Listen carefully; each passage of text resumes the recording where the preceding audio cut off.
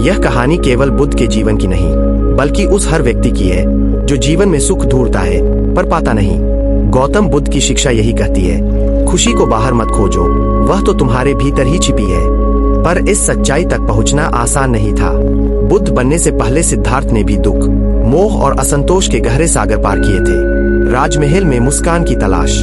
कपिलवस्तु के राजकुमार गौतम बुद्ध के पास सब कुछ था, सोने चांदी के महल, सुंदर बाग, मधुर संगीत और पत्नी यशोधरा के साथ पुत्र राहुल की हंसी। राजा शुद्धोधन सोचते थे, मेरा पुत्र संसार का सबसे सुखी व्यक्ति है। परंतु राजमहल की दीवारों के भीतर गौतम बुद्ध के मन में एक अनजानी बेचैनी थी। हर सुबह सूरज की किरणें जब कमरे में प्रवेश करती तो उनकी आंखों में एक गहरी शून्यता झलकती। वे अक्सर सोचते, मैं सब कुछ रखता हूँ, फिर भी मन में शांति क्यों नहीं है? क्या यही वह सुख है जिसे पाने के लिए मनुष्य दौड़ता है? एक दिन यशोधरा ने पूछा, प्रभु, आपके पास सब कुछ है, फिर भी आप इतने शांत और गंभीर क्यों रहते हैं? गौतम बुद्ध ने मुस्कुराकर कहा, यशोधरा, मुझे लगता है कि सच्चा सुख इन दीवारों में नहीं है। यह संसार दिखने में सुंदर है, पर भीतर कहीं बहुत गहरी पीड़ा छिपी है। मुझे उस सच्चाई को जानना है जो मनुष्य को स्थायी प्रसन्नता दे सके। 4 दृश्य, जीवन की सच्चाई। एक दिन गौतम बुद्ध रथ पर सवार होकर नगर भ्रमण को निकले। उन्होंने 4 दृश्य देखे जिन्होंने उनके जीवन की दिशा बदल दी। पहला दृश्य, उन्होंने देखा एक वृद्ध व्यक्ति, झुके कंधे, कांपते हाथ और थका हुआ शरीर। उन्होंने सारथी से पूछा, यह व्यक्ति ऐसा क्यों है? सारथी बोला, राजकुमार, यह वृद्धावस्था है, हर व्यक्ति को यह झेलनी पड़ती है। दूसरा दृश्य, एक बीमार व्यक्ति जो पीड़ा में कराह रहा था। गौतम बुद्ध के मन में प्रश्न उठा, क्या यह दुख भी जीवन का हिस्सा है?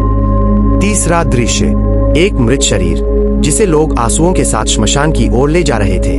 वे स्तब्ध रह गए। जिसे हम जीवन कहते हैं, उसका अंत इतना मौन और भयावह है। चौथा दृश्य, एक सन्यासी जिसके चेहरे पर असीम शांति थी।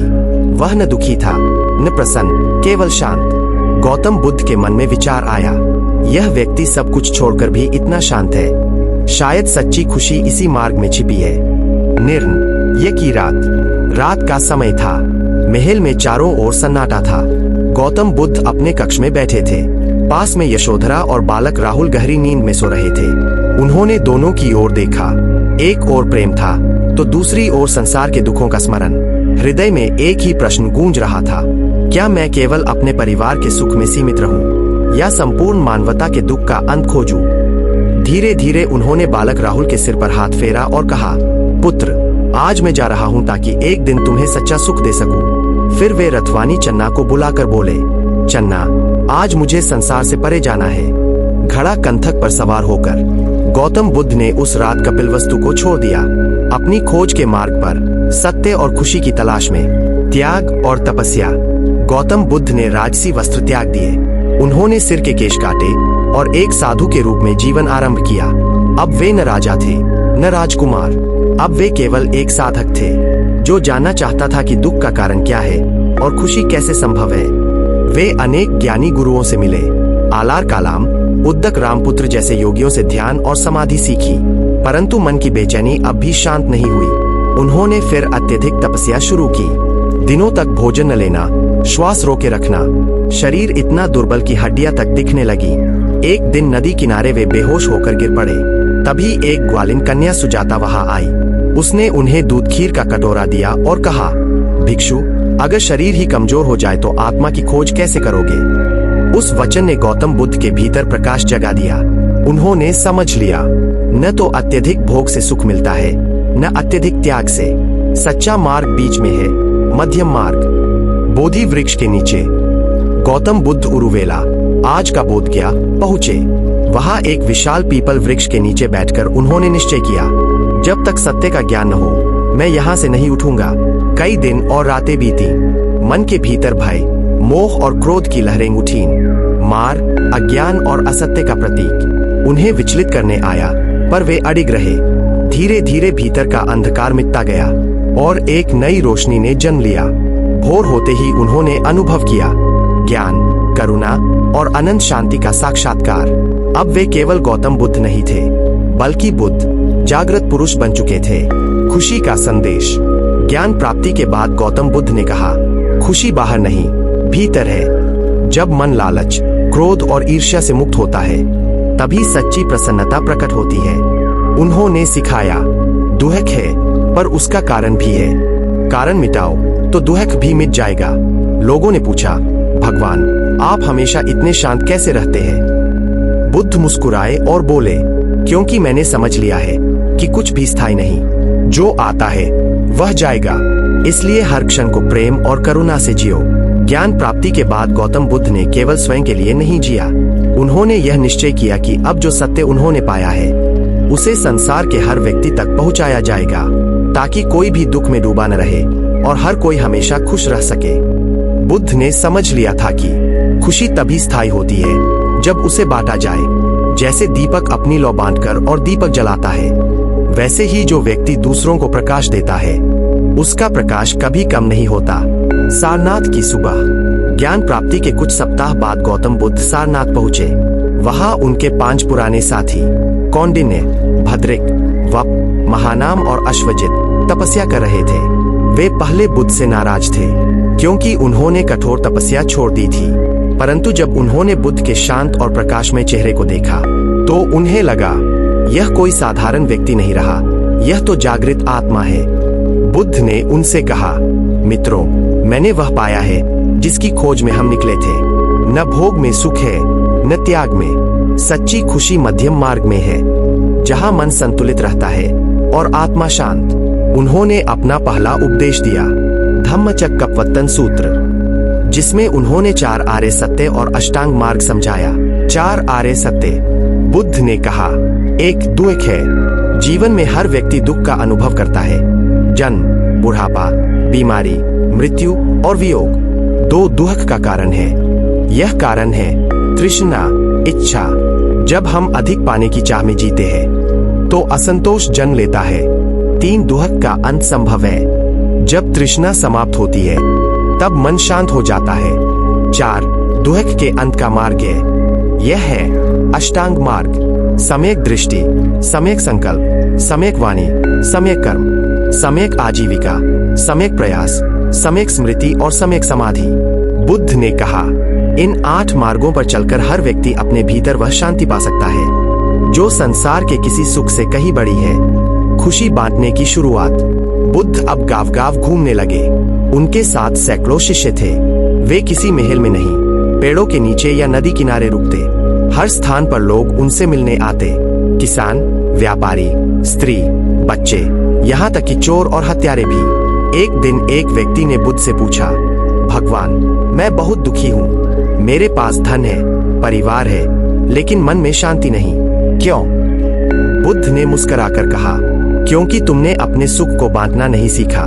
जैसे पानी को बहना जरूरी है, वैसे ही खुशी को भी साझा करना जरूरी है। जब तुम दूसरों को मुस्कान दोगे, तब तुम्हारा मन अपने आप हल्का हो जाएगा। उस व्यक्ति ने बुद्ध की बात मानी। गांव के गरीबों में भोजन बांटना शुरू किया। कुछ महीनों बाद वह फिर बुद्ध के पास आया। उसके चेहरे पर प्रसन्नता थी। उसने कहा, भगवान, अब समझ आया, खुशी बांटने से घटती नहीं, बढ़ती है।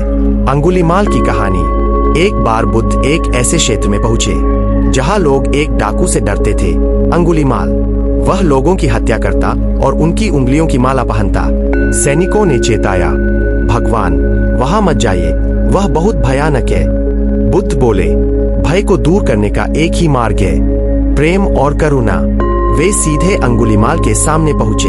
अंगुलीमाल ने तलवार उठाई और कहा, रुक जाओ साधु, मैं तुम्हें मार दूंगा। बुद्ध शांत स्वर में बोले, मैं रुक गया हूँ, अब तुम रुक जाओ। अंगुलीमाल चकित हो गया, तुम डरे क्यों नहीं? बुद्ध ने कहा, क्योंकि मैं किसी से द्वेष नहीं करता। जो द्वेष छोड़ देता है वह सबसे शक्तिशाली बन जाता है। अंगुलीमाल की आंखों से आंसू बहने लगे। उसने बुद्ध के चरणों में सिर झुकाया और कहा, मुझे भी सच्चा सुख सिखाइए। बुद्ध ने कहा, पहले अपने हृदय को क्षमा से भर दो, फिर दूसरों के लिए अच्छा करो, यही असली खुशी का मार्ग है। अंगुलीमाल ने सब कुछ त्याग दिया और बुद्ध का शिष्य बन गया। करुणा का दीप। एक दिन एक गरीब स्त्री अपने मृत बच्चे को लेकर गौतम बुद्ध के पास आई और रोने लगी, भगवान, मेरे बेटे को जीवित कर दीजिए। बुद्ध ने धीरे से कहा, जा बेटी, उस घर से सरसों के दाने लाकर ला, जहाँ कभी कोई मरा न हो। वह स्त्री घर घर गई, पर हर घर में किसी न किसी की मृत्यु हो चुकी थी। वह लौटकर रोते हुए बोली, भगवान, ऐसा कोई घर नहीं जहाँ मृत्यु न आई हो।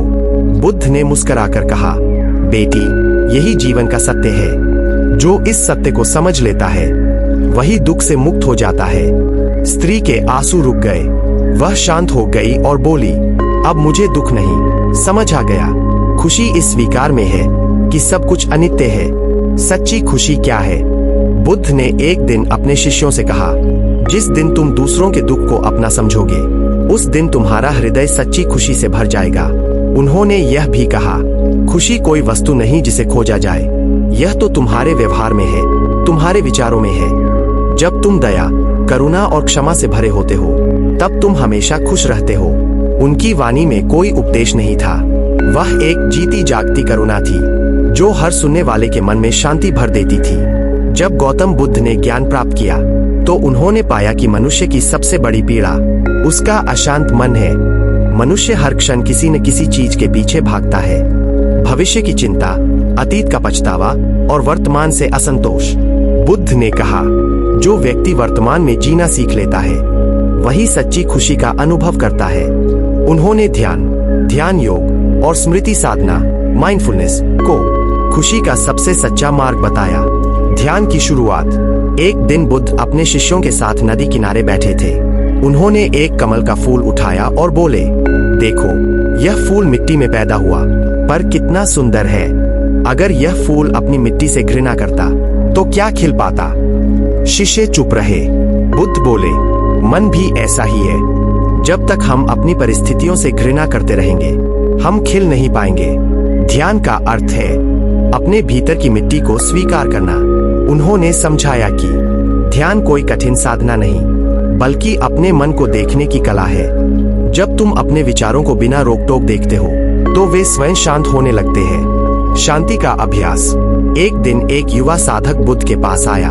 उसने कहा, भगवान, मैं ध्यान करता हूँ पर मन कभी स्थिर नहीं होता। बुद्ध ने मुस्कुराकर कहा, आओ नदी के किनारे चलते हैं। दोनों गए। बुद्ध ने कहा, अब इस नदी के पानी को देखो। पानी में लहरें थीं, कीचड़ उठ रहा था। बुद्ध बोले, यह वही है जो तुम्हारे मन में है, इच्छाएं, विचार और बेचैनी। फिर उन्होंने कुछ देर बाद कहा, अब पानी को मत छुओ, बस देखो। धीरे धीरे लहरें शांत हो गईं, कीचड़ नीचे बैठ गया और पानी स्वच्छ हो गया।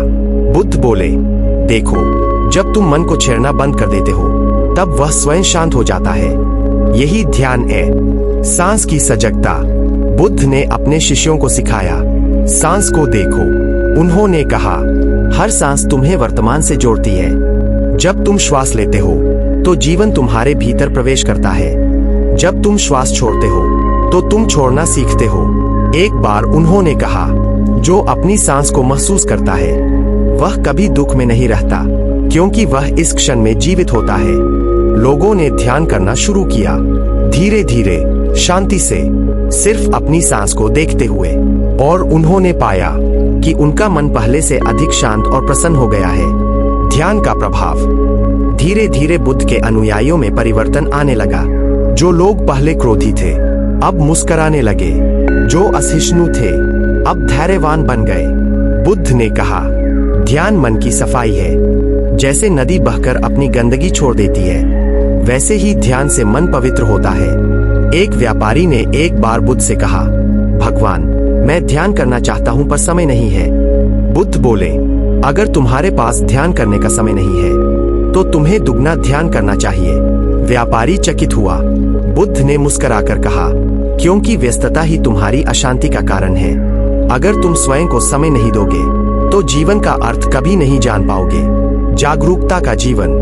बुद्ध ने ध्यान को केवल बैठकर करने की साधना नहीं बताया। उन्होंने कहा, हर कार्य में जागरूक रहो, चाहे तुम चल रहे हो, खा रहे हो, बोल रहे हो या काम कर रहे हो, हर क्षण उपस्थित रहो। उन्होंने एक बार कहा, अगर तुम चलते समय चलने को महसूस करते हो, तो वही ध्यान है। अगर तुम खाते समय स्वाद को समझते हो, तो वही ध्यान है। खुशी किसी विशेष अवस्था में नहीं, बल्कि हर क्रिया में छिपी है। उनकी यह शिक्षा माइंडफुलनेस कहलाती है, यानी पूर्ण जागरूकता में जीना, मन पर विजय। एक बार एक राजा ने बुद्ध से पूछा, भगवान, आपका राज्य कौन सा है? बुद्ध बोले, मेरा राज्य मेरे भीतर है। जब मैंने अपने मन को जीत लिया, तब मुझे बाहरी राज्य की आवश्यकता नहीं रही। राजा ने पूछा, मन को जीतने का अर्थ क्या है? बुद्ध ने उत्तर दिया, जो व्यक्ति अपने क्रोध के समय शांत रह सके, जो अपनी इच्छा को नियंत्रित कर सके, जिसने अपने मन पर विजय पाली, वही सच्चा विजेता है। फिर उन्होंने कहा, अगर तुम मन को नियंत्रित कर लो, तो संसार का कोई भी दुहक तुम्हें हिला नहीं सकता। यही सच्ची खुशी है। ध्यान की रोशनी फैलाना। धीरे धीरे बुद्ध के ध्यान और जागरूकता के उपदेश दूर दूर तक फैल गए। सैकड़ों भिक्षु ध्यान के अभ्यास में जुट गए। वे सुबह सुबह गांवों में जाकर लोगों को ध्यान सिखाते और कहते, मनुष्य को जीतने के लिए किसी और से नहीं, स्वयं से संघर्ष करना पड़ता है। उनकी शिक्षा ने हर जाति, हर धर्म, हर वर्ग के लोगों को छू लिया। हर कोई महसूस करने लगा कि सच्ची खुशी भीतर की शांति में है।